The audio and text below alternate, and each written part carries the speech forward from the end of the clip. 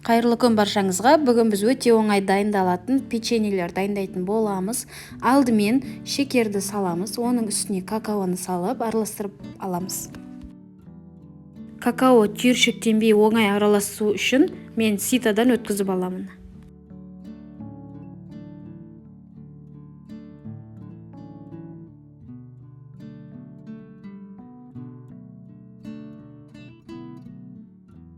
Енді сары майды және де оның үстіне бірден 2 жұмыртқаны саламыз, және де мен ванилин қостым. Сіздер де ерінбей жасап көріңіздер, бұл печенье өте оңай әрі дәмді шығады. Енді шекер ерігенше жақсылап араластырып аламыз.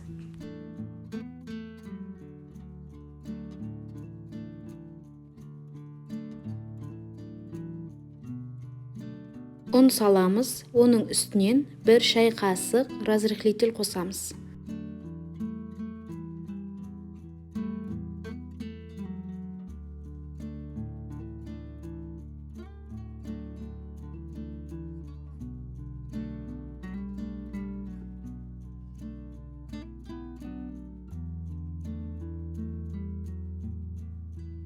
Бізде осындай қою масса пайда болады. Енді осыны жарты сағатқа тоңазытқышқа салып қоямыз.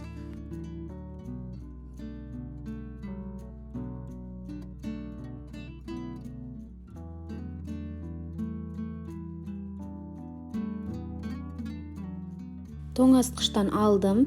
Әдемі болып қатты, енді қолға онша жабыспайды.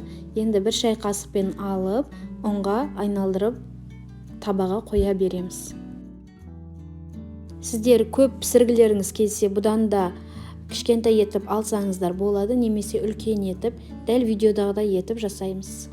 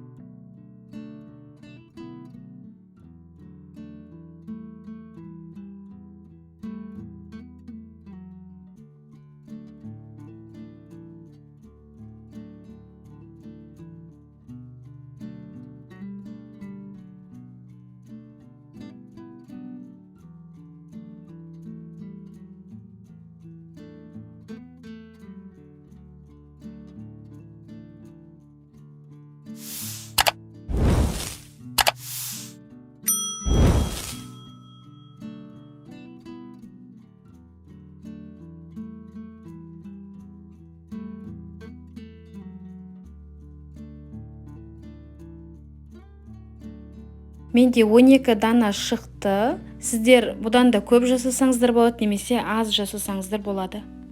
Пеште 180 градуста 20-25 минутта пісіріп аламыз.